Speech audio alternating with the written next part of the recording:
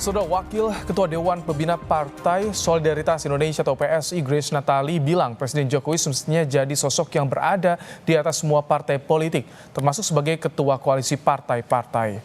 Dalam program Gaspol Kompas.com, Wakil Ketua Dewan Pembina PSI menyampaikan Jokowi harusnya berada di atas semua partai dan menjadi ketua koalisi partai-partai. Grace beralasan Jokowi bisa jadi jembatan bagi partai yang punya visi sama menuju Indonesia emas. Dalam komisinya masing-masing supaya bisa melihat. Pak Jokowi itu saya pikir harusnya ada di atas semua partai ya. Oke. Iya. Jadi kan kemarin ini Ketua Dewan Pembina PSI sempat ngasih ide itu, yang saya pikir ide bagus juga. Pak Jokowi mungkin bisa menjadi ketua dari koalisi partai-partai, semacam barisan nasional, partai-partai mau melanjutkan atau punya visi yang sama ya menuju Indonesia emas gitu. Ya, Pak Jokowi bisa ada di situ sebagai pemersatu, jembatan. Iya. Gitu. Berarti emang isu yang disampaikan Sudirman Said soal adanya satu koalisi ramai-ramai meninggalkan satu dua partai saja emang di mau luar. dibikin gitu nggak sih, Chris? Ya kan intinya semua diajak ya kan untuk karena kalau kita terus-terusan berantem gitu kan akhirnya menuju Indonesia emas itu ya kapan nyampenya. Wakil Ketua Umum Partai Golkar Erwin Aksa menyatakan dalam rangka membangun parlemen yang kuat harus ada kesepakatan para ketua partai yang mengutamakan musyawarah dan kesepakatan antar partai, tidak hanya di parlemen tapi juga di pemerintahan. Dibangun dalam rangka bagaimana membangun pemerintahan dan parlemen yang kuat ya, dan di mana di situ ada kesepakatan para ketua partai. Jadi koalisi itu yang jelas adalah kesepakatan musyawarah dari para ketua partai. Jadi bukan saja di parlemen, tetapi juga di pemerintahan. Nah, saya nggak tahu kalau ada ketua koalisi, nggak pernah saya dengar bahasa ketua koalisi gitu. PSI usulkan Jokowi menjadi ketua koalisi partai politik. Benarkah ini ada indikasi Jokowi ingin tetap memiliki pengaruh jika Prabowo memimpin? Kita akan kupas perbincangkan ini bersama dengan pengamat politik Ikrar Nusa Bakti dan Ahmad Doli Kurnia, Wakil Ketua Umum Partai Golkar. Selamat sore, Bang Doli, Pak Ikrar. Selamat sore, Assalamualaikum warahmatullahi wabarakatuh. Baik. Kami juga sudah mengajak perwakilan dari PSI untuk membicarakan soal ini, namun hingga sore hari ini belum ada yang bersedia ikut bergabung bersama kami sore hari ini. Pak Doli, jadi bagaimana? Sudah ada usul dari PSI soal Jokowi berada di atas semua partai politik, bahkan jadi ketua koalisi partai politik nih. Memungkinkan nggak, Bang Doli, menurut Anda nih? Ya sebenarnya harusnya kita tanya dulu persis pada Grace yang melontarkan ide ini ya. Tapi saya yang tidak bisa hadir. Tetapi begini, sebetulnya dari statement itu pertama kita semua setuju saya kira ya bahwa Pak Jokowi ini sebagai bapak bangsa ya harus berdiri di semua golongan, di semua kepentingan, semua partai politik untuk bagaimana supaya kita solid semua membangun masa depan Indonesia 5 tahun ke depan setidaknya. Nah yang kedua tentu memang ada pembicaraan ya lepas di antara pimpinan-pimpinan di koalisi Indonesia Maju ya, bagaimana agar koalisi yang sudah terbangun kemarin di Pilpres yang kita sebut sebagai koalisi Indonesia Maju itu ini bisa dipermanenkan ya untuk menghadapi agenda-agenda penting politik lainnya di Indonesia, katakanlah dalam waktu dekat pilkada gitu ya. Terus kemudian kan juga kita 5 tahun ke depan ini kan banyak program-program yang diturunkan dari visi yang disampaikan oleh Pak Presiden dan Mas Gibran itu yang membutuhkan soliditas ya, yang membutuhkan stabilitas politik. Nah, oleh karena itu sejauh mungkin kalau memang koalisi ini bisa dirawat dengan baik ya, ini kan modal untuk kemudian bisa menjaga stabilitas politik itu di parlemen, paling tidak komunikasi antara DPR dengan pemerintah sehingga program-program itu bisa jalan. Nah, tapi formatnya seperti apa? Ini kan belum pernah dibicarakan secara serius. Nah, kalau saya pikir ya, kita ini kan sekarang sedang konsentrasi semua menunggu hasil rekapitulasi KPU ya. kalaupun ada pembicaraan-pembicaraan seperti ini, saya kira nanti sebaiknya setelah semuanya. Baik. Jadi belum ada komunikasi yang detail ya Bang Doli soal ini kepada Golkar terutama? Ya belum, kalau apa yang disampaikan rinci seperti Grace tadi belum ada. Tapi bahwa kita sudah pernah membicarakan bagaimana kita merawat Koalisi Indonesia Maju ini secara permanen, secara diskusi lepas sudah pernah ada terjadi bicara di level koalisi partai politik di Koalisi Indonesia Maju ini. Oke. Saya kira begitu. Baik Rar, bagaimana tanggapan Anda tadi sebagai Bapak Bangsa Jokowi, jadi harusnya berada di atas parpol, ada pembicaraan di luar seperti tadi, detailnya belum nih Pak Ikrar? Ya, kalau dari saya ya, saya tidak dalam posisi setuju atau tidak setuju, tapi saya menggunakan ilmu saya aja ya. Setahu saya yang namanya koalisi atau kemudian pimpinan koalisi itu hanya ada di sistem parlementer ya. Saya beri contoh misalnya di hampir setiap pemilihan umum di Malaysia misalnya kan, itu kemudian akan muncul siapa menjadi pemimpin koalisi dan kemudian siapa yang menjadi wakilnya tergantung kepada partai mana yang mendapatkan suara dan tentunya kursi terbanyak di dalam parlemen ya. Dan barulah dibentuk koalisi ya, dan kemudian siapa pemimpinnya, dan kalau udah sepakat tanda tangan, dan kemudian nanti yang yang mulia di Raja Malaysia itu kemudian akan menentukan ya siapa yang menjadi Perdana Menteri Malaysia. Nah, kalau untuk di Indonesia bagaimana Pak Ikrar? Nah, itu ya sebetulnya juga tidak tepat kalau itu dikatakan koalisi ya, karena selama ini pasti Bung Doli juga sepakat dengan saya bahwa yang ada itu adalah kerjasama ya, dan kerjasama itu tidak perlu semuanya itu berada di parlemen ya. Kenapa demikian? Karena kita tahu ya bahwa posisi mereka yang tidak ada di dalam pemerintahan juga penting sebagai sebagai penengah ataupun sebagai penyeimbang ya dari kekuatan yang ada di pemerintahan gitu kan. Dan ini sudah terjadi pada eranya Pak SBY, dan ini juga terjadi pula di eranya Pak Jokowi ya, maksud saya di era reformasi ini. Kenapa itu penting juga ya, supaya yang tadi bahwa jalan menuju Indonesia 2045 itu benar-benar bisa dilihat dari sisi yang boleh dikatakan seimbang ya, dari sisi kita maupun dari sisi pantai yang tidak. Baik. Bang Doli, ini yang menjadi pertanyaan, kenapa sih harus Pak Jokowi?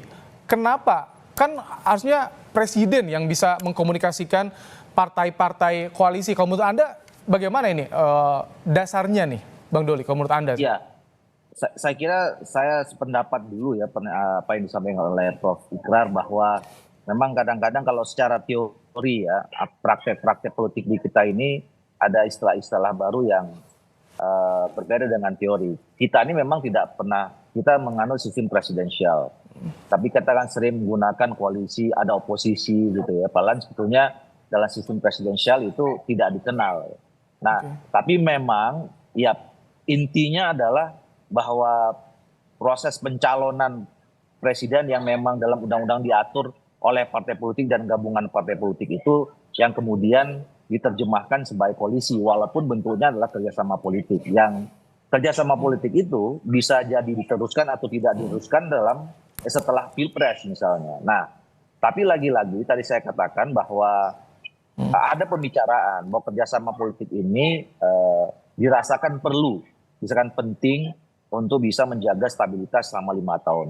Nah, apakah kemudian nanti bertambah yang selama ini bekerjasama itu tetap melakukan kerjasama, atau berkurang, atau lagi juga bertukar konfigurasinya, itu kan sangat tergantung dari dinamika politik yang ada.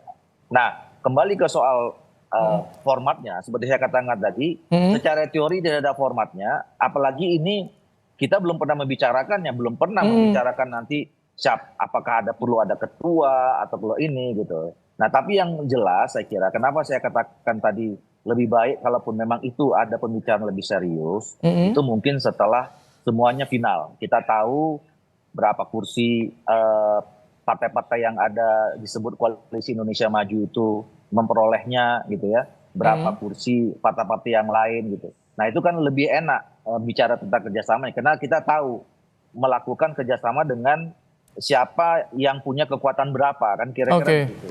Di samping juga memang tentu kita harus menghargai proses yang mungkin semua kita ini sedang berjuang ya.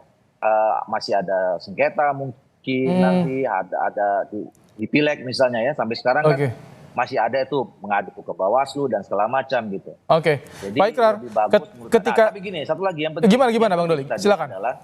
Yang penting adalah bahwa kita juga sama-sama tahu kalau berdasarkan quick count ya, yang insya Allah nanti terpilih jadi presiden itu adalah Pak Prabowo dan wakilnya Mas Gibran. Tentu faktor presiden terpilih itu tidak mungkin diabaikan kalau kita bicara tentang kerjasama politik pasca pilpres ini. Nah, oleh karena itu keterlibatan Pak Jokowi dimanapun nanti ya saya kira harus ada persetujuan antara Pak Prabowo dengan Pak Jokowi dan koalisi Indonesia Maju, partai-partai politik yang melakukan kerjasama kemarin mendukung Pak Prabowo dan Mas Gibran. Jadi nggak bisa diabaikan. Jadi kalaupun misalnya ada satu partai politik menginginkan skenario A gitu, tapi kalau tidak disepakati ya sekali lagi artinya masih perlu ada kesepakatan ya soal ini ya, Bang Doli ya. Oh iya harus kan kerjasama ini kan bisa dilakukan kalau ada kesepakatan politik. Kalau nggak ada ya bisa jalan kira-kira begitu. Baik, karena tadi kalau pengaruhnya tentu masih tetap dari presiden terpilih. Tapi ada juga